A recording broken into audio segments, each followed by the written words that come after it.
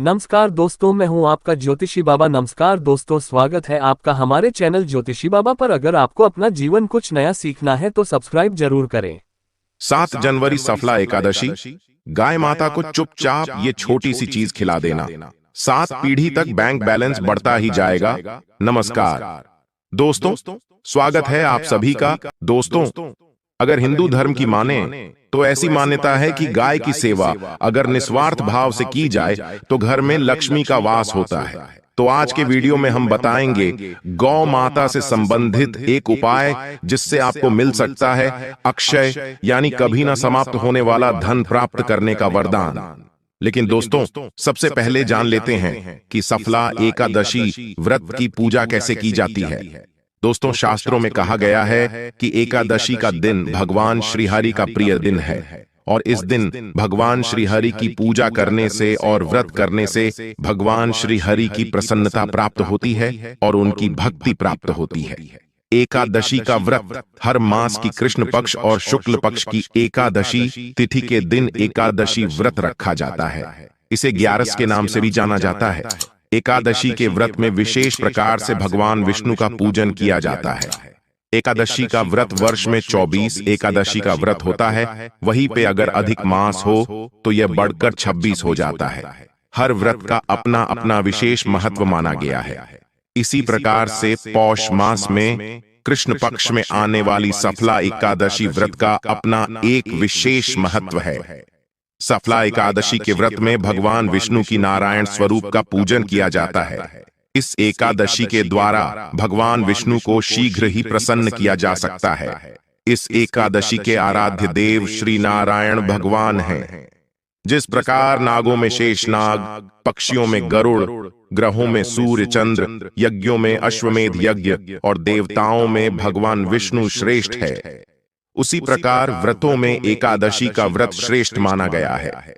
मनुष्य को 5 सहस्त्र वर्ष तपस्या करने से जिस पुण्य फलों की प्राप्ति होती है वही पुण्य श्रद्धा पूर्वक सफला एकादशी का व्रत रात्रि जागरण सहित व्रत और उपवास करते हुए अगर इस व्रत को भक्ति पूर्वक रखा जाता है तो पुण्य फलों की प्राप्ति भी हो जाती है। यह व्यक्ति के सभी प्रकार के पापों को नष्ट करने वाला है। दोस्तों, इस बार नए साल की शुरुआत होगी सफला एकादशी के साथ ही और 7 जनवरी रविवार के दिन सफला एकादशी का व्रत रखा जाएगा। ये एकादशी पौष मास के कृष्ण पक्ष की और साल की पहली एकादशी है। दोस्तों, सफला एकादशी को जो भी जातक व्रत रखते हैं उन्हें चाहिए कि एकादशी की एक दिन पहले यानी कि दशमी तिथि से ही व्रत के नियमों का पालन करें। दशमी तिथि के दिन सूर्यास्त होने से पहले ही भोजन ग्रहण कर लेना चाहिए और शुद्ध सात्विक आहार ही ग्रहण करना चाहिए। तामसिक वस्तुओं का प्रयोग बिल्कुल भी नहीं करना चाहिए। सूर्यास्त के बाद अपनी दांतों को अच्छी तरह से साफ कर लेना चाहिए ताकि आपके दांतों में कोई भी अन्न ना रह पाए। तो इस बात का आप ध्यान रखें और फिर रात्रि में ब्रह्मचर्य का पालन करते हुए भगवान के नाम का स्मरण करते हुए सोना चाहिए।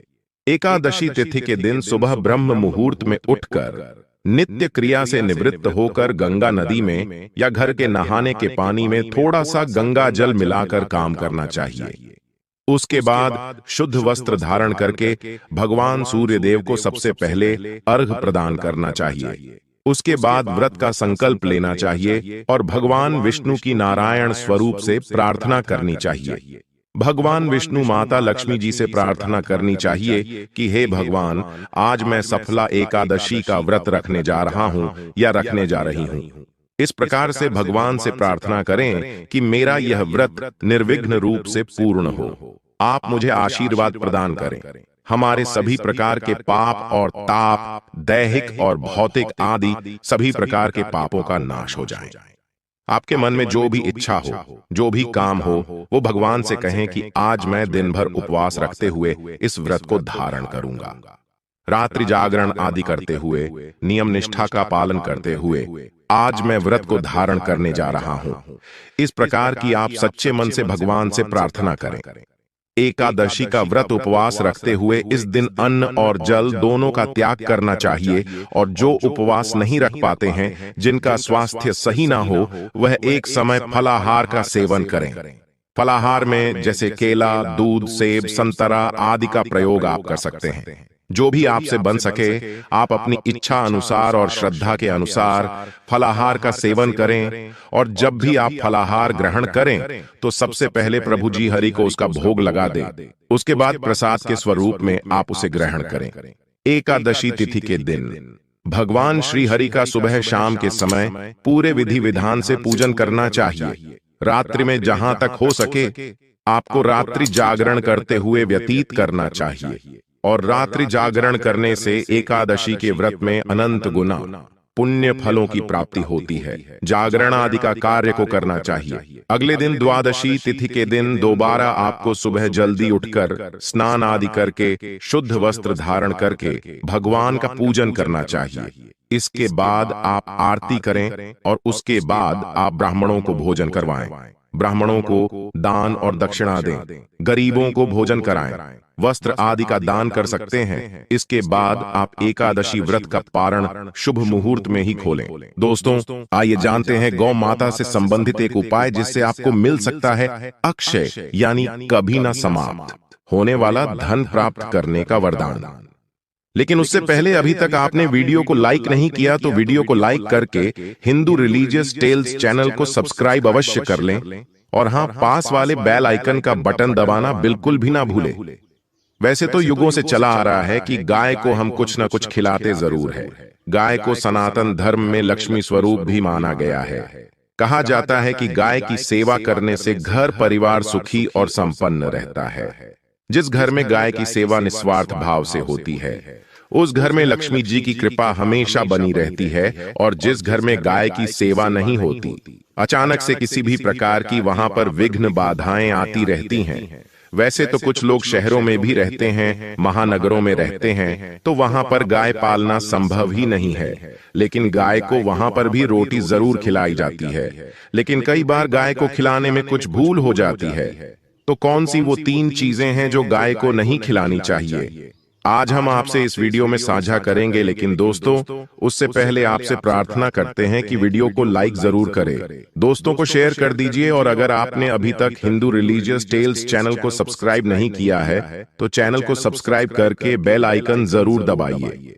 दोस्तों, गाय के अंदर सभी देवी देवताओं का निवास माना जाता है। तो आप सुबह जो पहली रोटी बनती है वो अगर गाय को खिलाते हैं तो देवी देवताओं का आशीर्वाद मिलता है। गाय को गुरु के साथ जोड़ा गया है, यानी गुरु ग्रह के साथ, बृहस्पति ग्रह के साथ।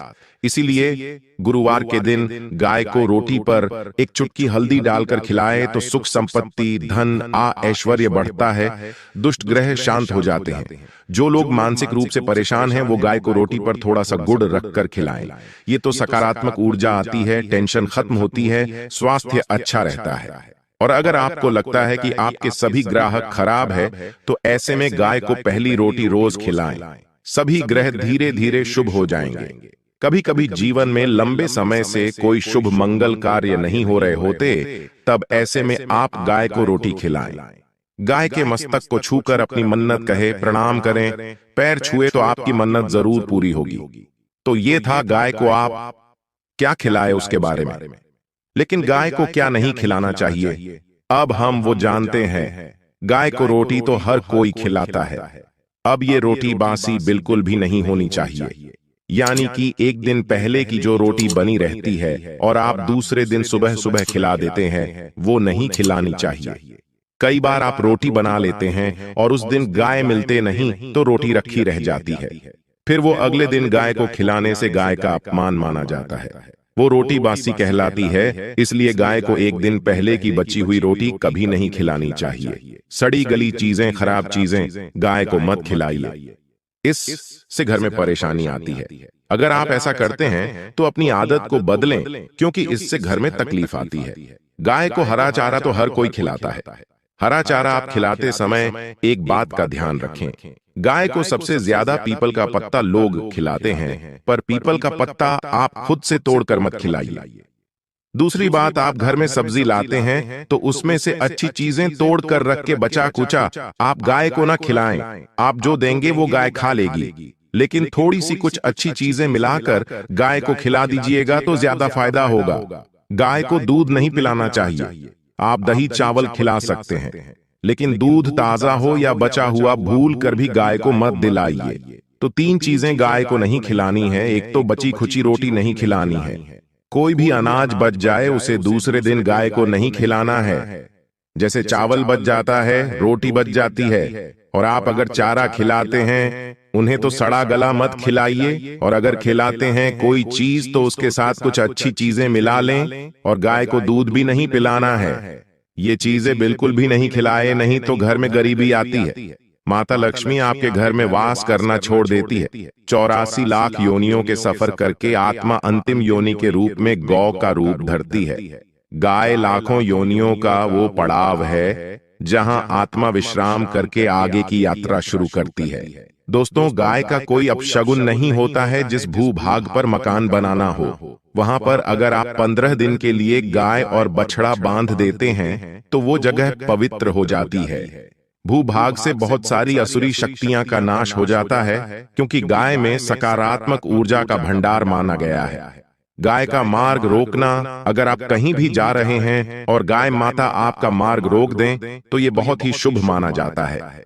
गाय और बछड़े का दर्शन एक साथ आपको हो जाए तो आपकी सफलता का प्रतीक माना जाता है। अगर आपके घर के आसपास गौ घूमती रहती है तो इसका मतलब है कि आपके घर से काफी सारे संकट अपने आप ही दूर होने वाले हैं और समृद्धि पूर्वक जीवन आपको मिलता है। गाय के समीप आप अगर जाते हैं तो संक्रामक रोग, कब, खांसी, सर्दी, जुकाम आदि का साधारणतः अपने आप ही बिना दवाइयों के भी नाश हो जाता है। अगर आपको गाय अचानक से पूंछ मार देती है तो यह बहुत ही शुभ संकेत माना गया है। और काली चितकबरी गाय का ऐसा करना तो और भी ज्यादा शुभ माना गया है। तो यह बहुत ही शुभ संकेत माना गया है। और काली चितकबरी गाय का ऐसा करना तो और भी ज्यादा शुभ माना गया है। पंचगव्य जो होते हैं वो कई रोगों में लाभदायक है। पंचगव्य क्या क्या हुए? गाय के दूध, दही, घी, मूत्र और गोबर, इन सभी को शरीर की रोग निरोधक क्षमता को बढ़ाकर रोगों को दूर करने वाला माना गया है। ऐसा कोई रोग नहीं है जिसका इलाज पंचगव्य से नहीं किया जा सकता। दोस्तों, आज के समय में लोग गौ माता की पूजा करने के बजाय उनका सही उपयोग करने के बजाय उनको काट कर मारकर खाना ज्यादा पसंद करते हैं। बुरा लगेगा शायद, पर यह सच है। और गाय को रोटी देने से न केवल सुख समृद्धि की प्राप्ति होती है बल्कि बरकत भी होने लगती है।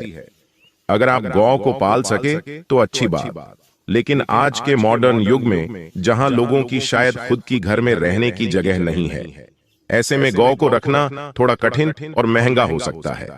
ऐसे में आप गौ को रोटी दें। कम से कम रोटी दे करके आप सुख समृद्धि को प्राप्त कर सकते हैं। आपके घर में बरकत होने लगती है। हमारे बुजुर्ग हमेशा से कहते आए कि गाय को रोटी खिलानी चाहिए, लेकिन समय स्थिति के चलते गाय की सेवा हर कोई नहीं कर पाता। लेकिन कम से कम रोटी तो आप खिला सकते हैं। अगर रोटी भी नहीं खिला सकते, जैसे काफी सारे जो हमारे भाई बहन मलेशिया में, लंदन में बैठे हैं, उनको गाय नहीं मिलती है, वो पूछते हैं कि हम कैसे गौ सेवा करें। आप ऐसा कर सकते हैं। आप गौ के नाम के पैसे निकालते जाएं और फिर आप चाहे तो कभी इंडिया आए तो आप गौशाला में दान दें, या फिर आप चाहे तो वहीं पर किसी गरीब को गांव के नाम की रोटियां खिलाएं। किसी भी अनाथ आश्रम में चले जाए, किसी वृद्धाश्रम में चले जाए, किसी भी दूसरे सफेद पशु को आप भोजन कराएं। ये भी आपके लिए बहुत अच्छा होने वाला है। कम से कम रोटी जरूर खिलाएं। हमारे देश में कई जगह देखा गया है और कई लोगों का प्रश्न आता है कि हम झूठी रोटी गाय को देते हैं, क्या ये सही है या गलत है? हम झूठा खाना, बचा हुआ खाना गाय को खिलाते हैं, यानी जो बन जाता है वो गाय के हवाले कर दिया जाता है। तो आपको बता दे दोस्तों, रामायण काल में गौ माता को एक श्राप मिला था। उसी की वजह से आज उनके साथ ऐसा हो रहा है। उसी श्राप की वजह से गौमाता में देवी देवताओं का वास होने के बाद भी उनको झूठा खाना पड़ता है। यहां तक कि पॉलीथीन भी खाते हैं।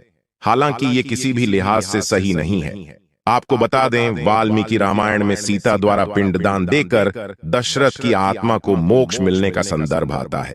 जो लोग जानते होंगे वो जानते हैं कि वनवास के दौरान भगवान राम, लक्ष्मण और सीता पितृपक्ष के दौरान श्राद्ध करने के लिए गया धाम पहुंचे। वहां श्राद्ध कर्म करने के लिए जरूरी सामग्री जुटाने राम और लक्ष्मण तो चले गए और सामान लेकर नहीं आए। इधर दोपहर हो गई, पिंडदान का समय निकलता जा रहा था। सीता मां घबराने लगी। तभी दशरथ की आत्मा ने पिंडदान की मांग कर दी। अब गया जी के आगे फल्गु नदी पर अकेली सीता जी मुश्किल में पड़ गई। उन्होंने फल्गु नदी के साथ वट वृक्ष, केतकी के फूल और गाय को साक्षी मानकर बालू का पिंड बनाया और स्वर्गीय राजा दशरथ अपने ससुर के निमित्त पिंड दान कर दिया। थोड़ी देर में भगवान राम और लक्ष्मण जब लौटे तो उन्होंने कहा कि समय निकल जाने के कारण मैंने पिंडदान कर दिया। बिना सामग्री के पिंडदान कैसे हो सकता है? इसलिए राम जी ने सीता मां से प्रमाण मांगा। तब सीता माता ने कहा कि जो फल्गु नदी की रेत है, केतकी के फूल हैं, गाय हैं और वट वृक्ष है जो मेरे द्वारा किए गए श्राद्ध कर्म की गवाही दे सकते हैं। इतने में फल्गु नदी, गाय और केतकी के फूल तीनों इस बात को मुकर गए। उन्होंने कहा, सीता मां झूठ बोल रही है, सिर्फ वट वृक्ष ने सही बात कही। तब सीता जी ने दशरथ का ध्यान करते हुए उनसे ही गवाही देने की प्रार्थना करी। दशरथ जी ने सीता मां की प्रार्थना को स्वीकार करके घोषणा की कि ऐन वक्त पर सीता ने मुझे पिंडदान दिया। इस पर राम आश्वस्त हुए, लेकिन तीनों गवाहों द्वारा झूठ बोलने पर सीता जी उनसे क्रोधित हो गई और उन्हें श्राप दिया। फल्गु नदी से कहा कि जा, तेरा नाम सिर्फ नदी रहेगा, लेकिन तुझ में पानी कभी नहीं रहेगा। इस कारण आप भी जानते होंगे। जो लोग जानते हैं फल्गु नदी आज भी गया मैं सूखी ही रहती है। गाय को श्राप दिया कि तू पूज्य होकर भी लोगों का झूठा खाएगी, और केतकी के फूल को श्राप दिया कि तुझे पूजा में कभी नहीं चढ़ाया जाएगा।